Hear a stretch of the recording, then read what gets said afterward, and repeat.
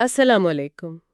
اکثر ہم یہ سوچتے ہیں کاش ہم لوگوں کو صرف ان کے لفظوں سے نہیں بلکہ ان کے جو اصل جذبات ہیں، نیت ہے، وہ بھی سمجھ پاتے۔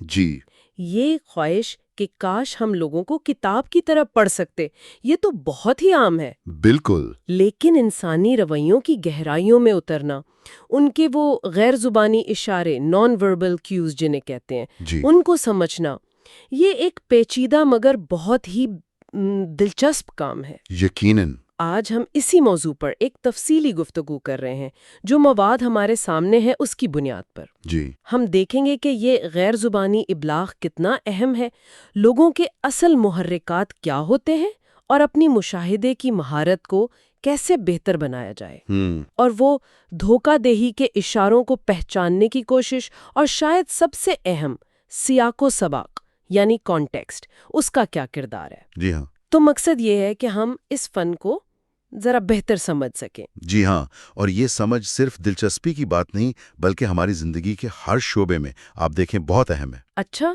جی، چاہے وہ ہمارے ذاتی تعلقات ہوں، گھر میں، دوستوں کے ساتھ، یا پھر دفتر کے معاملات ہوں، کولیگز، کلائنٹس۔ صحیح۔ اس مہارت سے ہم صرف اچھے تعلقات نہیں بناتے بلکہ جو غلط فہمیاں ہو جاتی ہیں اکثر ہاں، ہو جاتی ہیں۔ لفظوں اور مطلب کے فرق سے ان سے بچ سکتے ہیں، اعتماد بنانے میں مدد ملتی ہے، اور مختلف سماجی حالات میں ہم زیادہ آپ کہہ لیں پر اعتماد طریقے سے نیویگیٹ کر پاتے ہیں۔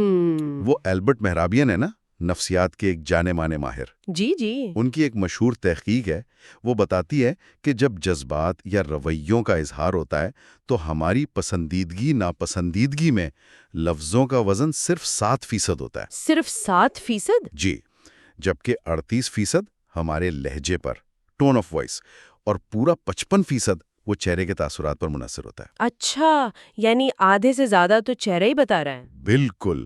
اب یہ اعداد و شمار شاید ہر صورتحال میں بالکل ایسے نہ ہوں، لیکن یہ واضح کرتے ہیں کہ جو کہا نہیں جا رہا وہ کتنا زیادہ اہم ہو سکتا ہے۔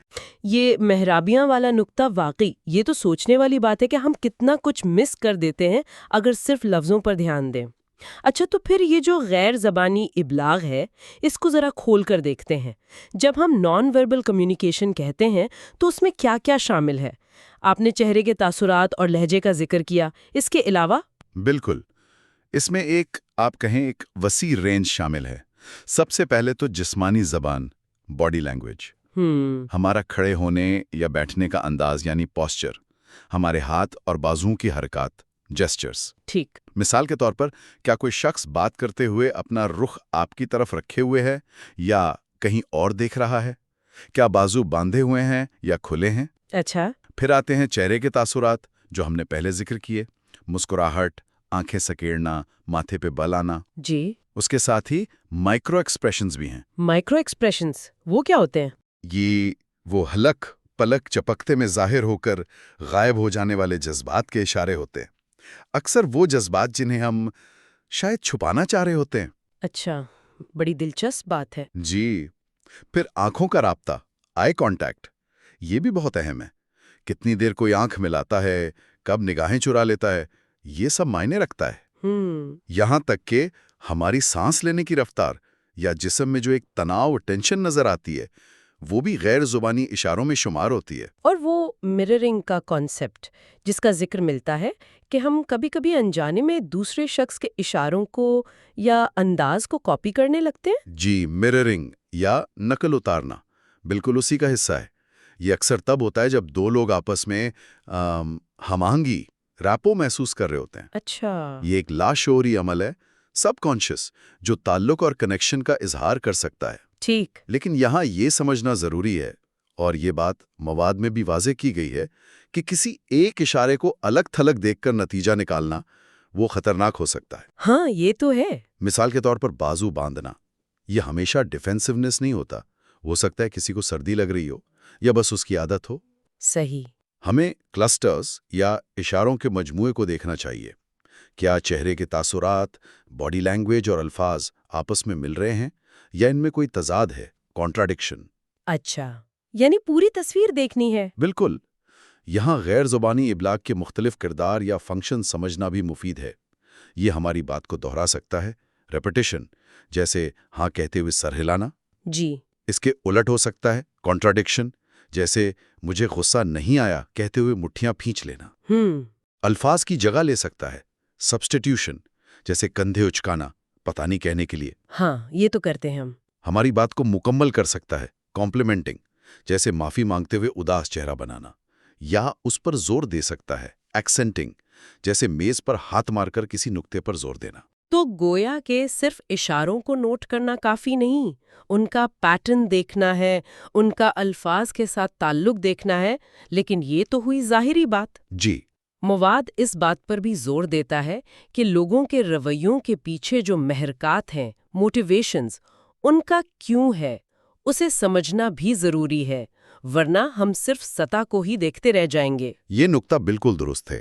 انسان کے رویے کے پیچھے چھپے کیوں کو سمجھنے کے لیے کچھ بنیادی نفسیاتی اصول مددگار ہو سکتے ہیں. جیسے کہ ایک بنیادی خیال پلیجر پرنسپل ہے جو کہتا ہے کہ انسان فطری طور پر خوشی یا لطف کی طرف مائل ہوتا ہے اور تکلیف یا درد سے بچنے کی کوشش کرتا ہے. اچھا. یہ ہماری بہت سی چھوٹی بڑی ایکشنز کو ڈرائیو کرتا ہے. پھر ابراہیم میسلو کی ہائرارکی آف نیڈز ضروریات کی درجہ بندی ہے. ہاں وہ پیرامڈ والا ماڈل. جی بالکل. یہ ماڈل بتاتا ہے کہ انسان کی کچھ بنیادی ضروریات ہیں جیسے کھانا، پانی، تحفظ، اور جب یہ پوری ہوتی ہیں تو وہ اگلی سطح کی ضروریات کی طرف بڑھتا ہے. جیسے تعلقات، عزت نفس. بالکل. بلونگنگنس اینڈ لو، اسٹیم، اور آخر میں اپنی ذات کی تکمیل، سیلف ایکچولائزیشن کی خواہش رکھتا ہے. کسی شخص کے رویے کو سمجھنے کے لیے یہ دیکھنا مفید ہو سکتا ہے کہ وہ اس وقت میزلو کے پیرامڈ میں کہاں کھڑا ہے، اس کی کون سی ضروریات پوری نہیں ہو رہی ہیں. اس کا مطلب ہے کہ اگر کوئی شخص کسی خاص طریقے سے بیہیو کر رہا ہے تو ہو سکتا ہے وہ کسی بنیادی ضرورت جیسے تحفظ یا قبولیت کی تلاش میں ہو. بالکل ممکن ہے. لیکن جب ہم دوسروں کے محرکات کو سمجھنے کی کوشش کرتے ہیں نا تو ہم کچھ عام ذہنی غلطیوں یا بائسز کا شکار بھی ہو سکتے ہیں. اچھا، بائسز وہ کیا ہے؟ جی، جن کا ذکر مواد میں بھی ہے. ایک عام غلطی پروجیکشن بائس ہے. اس میں ہم یہ فرض کر لیتے ہیں کہ دوسرے لوگ بھی دنیا کو ویسے ہی دیکھتے ہیں جیسے ہم دیکھتے ہیں. ان کے جذبات اور خیالات بھی ہمارے جیسے ہی ہوں گے. دوسری طرف کنفرمیشن بائس ہے. یہ کیا ہے؟ جہاں ہم صرف وہ معلومات تلاش کرتے یا قبول کرتے ہیں جو ہمارے پہلے سے موجود خیالات یا عقیدوں کی تصدیق کرتی ہو، اور جو اس کے خلاف ہو اسے نظر انداز کر دیتے ہیں. اچھا، یعنی ہم وہی سنتے ہیں جو سننا چاہتے ہیں. کچھ ایسا ہی. ہاں. ان بائسز سے آگاہ ہونا ضروری ہے تاکہ ہم لوگوں کو زیادہ آپ کہہ لیں آبجیکٹیوٹی کے ساتھ سمجھ سکیں. اور شخصیت، پرسنالٹی کا کیا کردار ہے؟ اکثر ہم لوگوں کو انٹروورٹ یا ایکسٹروورٹ جیسے لیبل دے دیتے ہیں. کیا یہ کافی ہے؟ یہ لیبلز ایک ابتدائی نقطہ تو دے سکتے ہیں، لیکن انسانی شخصیت اس سے کہیں زیادہ پیچیدہ ہے. نفسیات میں بگ 5 پرسنالٹی ٹریٹس کا ماڈل ہے. بگ 5؟ جی. Openness to experience, conscientiousness, extroversion, agreeableness, neuroticism. یہ شخصیت کی ایک زیادہ تفصیلی تصویر پیش کرتا ہے. اچھا. یہ سمجھنا کہ کوئی شخص ان 5 ٹریٹس میں کہاں کھڑا ہے ہمیں اس کے ممکنہ رویوں اور رد عمل کو سمجھنے میں مدد دے سکتا ہے. مثال کے طور پر جو شخص نیوروٹیسزم میں ہائی سکور کرتا ہے وہ شاید سٹریس کے حالات میں زیادہ فکر مند، اینکشس ریئیکٹ کرے گا. ٹھیک. یہ سمپل لیبل سے زیادہ گہرائی فراہم کرتا ہے. اسی کے ساتھ سوشل انٹیلیجنس یا سماجی ذہانت کا کانسیپٹ بھی جڑا ہوا ہے. سماجی ذہانت؟ جی، یہ وہ صلاحیت ہے جس سے ہم سماجی حالات کو سمجھتے ہیں، اپنے اور دوسروں کے جذبات اور اشاروں کو پڑھتے ہیں اور مؤثر طریقے سے انٹریکٹ کرتے ہیں. یہ صرف دوسروں کو سمجھنا نہیں بلکہ خود کو بھی سمجھنا ہے کہ ہم مختلف حالات میں کیسے ریئیکٹ کرتے ہیں. یہ سب تو بہت دلچسپ ہے، لیکن سوال یہ پیدا ہوتا ہے کہ ہم ان سب چیزوں کو غیر زبانی اشارے، محرکات، بائسز، شخصیت کے پہلو، ان سب کو بہتر طریقے سے دیکھنے اور سمجھنے کے لیے اپنی مشاہدے کی مہارت، آبزرویشن سکلز کو کیسے نکھاریں؟ یہ سب نظری باتیں ہیں. عملی طور پر کیا کیا جا سکتا ہے؟ یہ بہت اہم سوال ہے. مشاہدے کی مہارت وقت اور مشق سے بہتر ہوتی ہے. چند عملی ٹیکنیکس ہیں جو مواد میں بھی ہائی لائٹ کی گئی ہیں. جی. سب سے پہلے تو مائنڈفلنس یا ذہنی بیداری، اویئرنیس ہے. اس کا مطلب ہے کہ ہم اپنے ارد گرد کی دنیا اور لوگوں پر پوری توجہ مرکوز کریں، اپنے خیالات میں گم رہنے کے بجائے. یعنی حال میں رہنا؟ بالکل. اس کے لیے گہری سانس لینے کی مشق یا اپنے 5 ہوا سے خمسہ سینسز کو استعمال کرنے والی 5 4 3 2 1 جیسی ٹیکنیکس مفید ہو سکتی ہیں۔ وہ کیسے؟ 5 چیزیں جو آپ دیکھ رہے ہیں، 4 آوازیں جو سن رہے ہیں، 3 چیزیں جو محسوس کر رہے ہیں، 2 خوشبو جو سونگھ رہے ہیں اور 1 ذائقہ جو چکھ رہے ہیں یا یاد کر رہے ہیں۔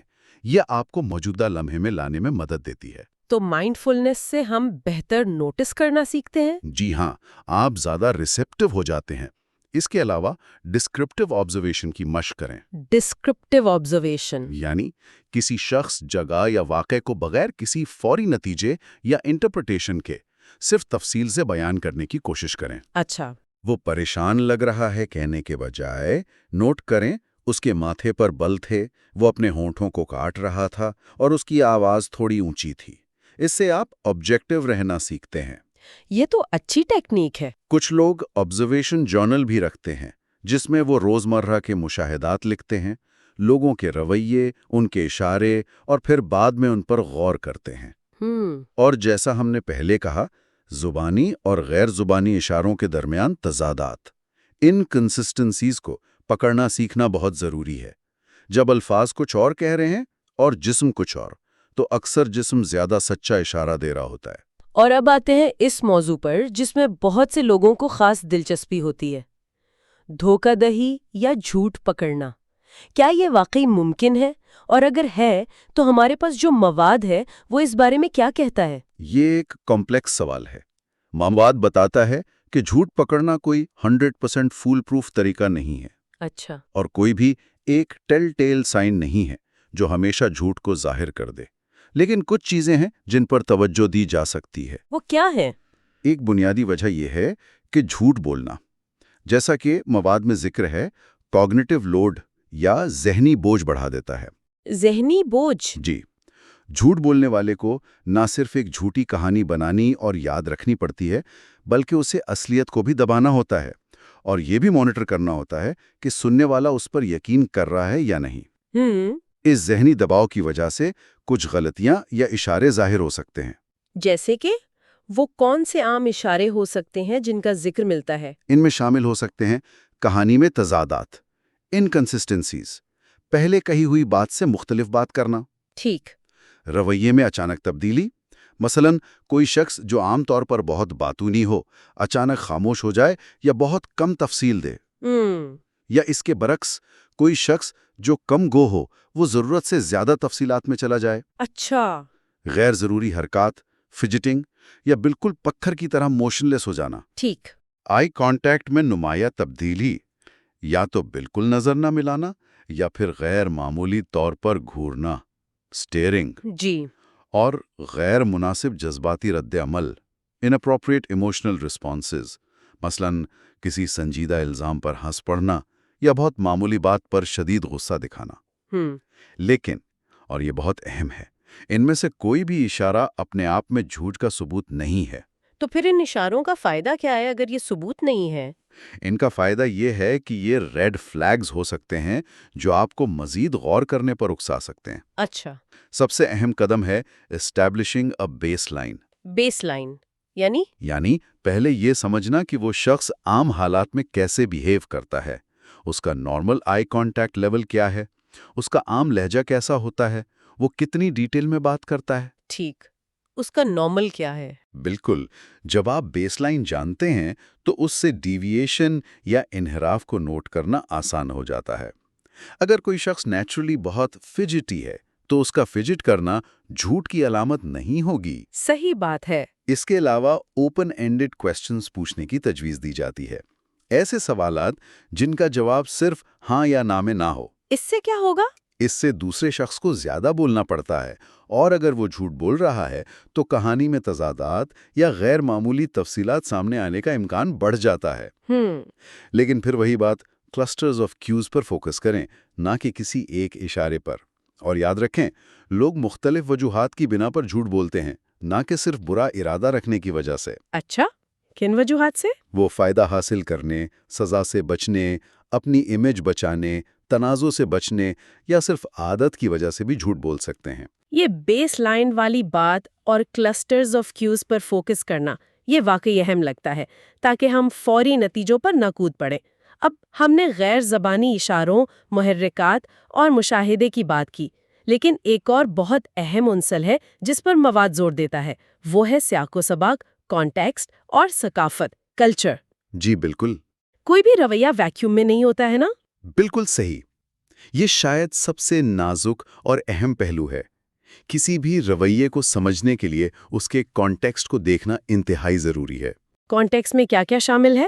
کانٹیکسٹ میں سچویشن یعنی حالات، ماحول یعنی انوائرمنٹ، موجود لوگوں کے درمیان تعلق اور سماجی رسومات، سوشل نارمز، یہ سب شامل ہیں۔ ٹھیک۔ مثال کے طور پر کوئی شخص جاب انٹرویو میں جس طرح بیہیو کرے گا وہ اپنے دوستوں کے ساتھ ہینگ آؤٹ کرتے ہوئے کیے جانے والے بیہیویئر سے بہت مختلف ہوگا۔ ہاں ظاہر ہے۔ انٹرویو میں نروسنس شاید نارمل سمجھی جائے، لیکن دوستوں کے ساتھ وہی نروسنس کچھ اور اشارہ دے سکتی ہے۔ صحیح۔ اسی طرح ثقافتی پس منظر، کلچرل بیک گراؤنڈ، رویوں اور ان کی تشریح، انٹرپریٹیشن پر بہت گہرا اثر ڈالتا ہے۔ ہم نے آئی کانٹیکٹ کی مثال پہلے دی۔ جی۔ کچھ کلچرز میں ڈائریکٹ آئی کانٹیکٹ کو ایمانداری اور اعتماد کی علامت سمجھا جاتا ہے، جبکہ دوسرے کلچرز میں خاص طور پر اپنے سے بڑوں یا اتھارٹی فگرز کے ساتھ اسے گستاخی سمجھا جا سکتا ہے۔ اور پرسنل اسپیس کا کانسیپٹ بھی وہ بھی کلچر کے حساب سے بہت مختلف ہوتا ہے۔ جی ہاں، کتنا فاصلہ دو لوگوں کے درمیان نارمل سمجھا جاتا ہے، یہ کلچر ٹو کلچر بہت فرق رکھتا ہے۔ اچھا۔ کچھ ثقافتوں میں لوگ بات کرتے ہوئے ایک دوسرے کے قریب کھڑے ہوتے ہیں، جبکہ دوسروں میں زیادہ فاصلہ رکھا جاتا ہے۔ اگر آپ اس فرق سے واقف نہیں ہیں تو آپ کسی کے قریب آنے کو انٹروسو سمجھ سکتے ہیں یا کسی کے فاصلہ رکھنے کو سرد مہری، کولڈنس سمجھ سکتے ہیں، جبکہ یہ صرف ان کا کلچرل نارم ہو۔ لہٰذا کسی کے رویے کو جج کرنے سے پہلے ان کے ممکنہ ثقافتی پس منظر اور موجودہ سچویشن کے کانٹیکسٹ کو سمجھنے کی کوشش کرنا لازمی ہے۔ تو اگر ہم اس ساری گفتگو کا نچوڑ نکالیں تو لوگوں کو بہتر سمجھنے کے لیے کیا بنیادی اصول سامنے آتے ہیں؟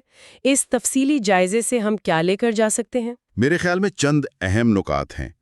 پہلا، یہ کہ صرف الفاظ پر انحصار نہ کریں۔ غیر زبانی اشاروں، non verbal cues, body language, چہرے کے تاثرات، لہجہ، ان کو سمجھنا سیکھیں لیکن کلسٹرز میں دیکھیں، نہ کہ آئسولیٹڈ کیوز میں۔ ٹھیک۔ دوسرا، لوگوں کے رویوں کے پیچھے چھپے ممکنہ محرکات، موٹیویشنز اور نفسیاتی اصولوں جیسے پلیجر پرنسپل، نیڈز ہیرارکی، ان کو سمجھنے کی کوشش کریں۔ جی۔ تیسرا، اپنی مشاہدے کی مہارت، آبزرویشن سکلز کو مسلسل بہتر بناتے رہیں، مائنڈفلنس اور ڈسکرپٹیو آبزرویشن جیسی ٹیکنیکس کے ذریعے۔ چوتھا، ہمیشہ سیاق و سباق، کانٹیکسٹ اور ثقافتی فرق، کلچرل ڈفرنسز کو ذہن میں رکھیں۔ بہت اہم۔ پانچواں، اپنے ذاتی بائسز جیسے پروجیکشن، کانفرمیشن بائس، ان سے آگاہ رہیں اور کوشش کریں کہ وہ آپ کی انٹرپریٹیشن پر اثر انداز نہ ہوں۔ اور یہ سب کرتے ہوئے شاید ہمدردی، ایمپتھی کا عنصر بھی بہت اہم ہے۔ بالکل، اس ساری کوشش کا مقصد لوگوں کو لیبل کرنا، جج کرنا یا مینیپولیٹ کرنا ہرگز نہیں ہونا چاہیے۔ اصل مقصد گہرائی میں سمجھنا، انڈرسٹینڈنگ اور ہمدردی، ایمپتھی پیدا کرنا ہے۔ یہ ایک مسلسل سیکھنے کا عمل ہے جو خود آگاہی، سیلف اویئرنس سے شروع ہوتا ہے۔ جب ہم دوسروں کو بہتر سمجھتے ہیں تو ہم زیادہ مضبوط، صحت مند اور معنی خیز، میننگ فل تعلقات بنا سکتے ہیں۔ بالکل۔ یہ اصل میں انسانیت کو بہتر طریقے سے سمجھنے کا ایک سفر ہے جس میں غلطیاں بھی ہوں گی لیکن سیکھنے کا امکان ہمیشہ رہے گا۔ بہت خوب۔ یہ واقعی ایک گہرا اور مسلسل جاری رہنے والا عمل ہے، اور اس تفصیلی گفتگو کے اختتام پر ہم اپنے سننے والوں کے لیے ایک سوال چھوڑنا چاہیں گے جس پر وہ خود غور کر سکیں۔ ہم نے دوسروں کے مشاہدے کی بہت بات کی، لیکن ان اصولوں کو سمجھنا، غیر زبانی ابلاغ، محرکات، کانٹیکسٹ کی اہمیت، کسی کے اپنے غیر زبانی ابلاغ، نان وربل کمیونیکیشن اور اس کے دوسروں پر پڑنے والے اثرات کے بارے میں اس کے اپنے تصور پرسیپشن کو کیسے بدل سکتا ہے، اس نقطے پر سوچئے گا۔ اگلی نشست تک کے لیے اجازت دیجیے۔ اللہ حافظ۔ کو ہمارا یہ ویڈیو پسند آیا ہو تو براہ کرم اس ویڈیو کو لائک، شیئر اور سبسکرائب کریں۔ اپنے خیالات اور اس موضوع پر اپنی رائے کامنٹس میں ضرور دیں۔ اگر آپ چاہتے ہیں کہ ہم مستقبل میں کسی اور موضوع پر ویڈیوز اپلوڈ کریں تو وہ بھی ہمیں کامنٹس میں بتائیں۔ آپ کی رائے ہمارے لیے بہت اہم ہے۔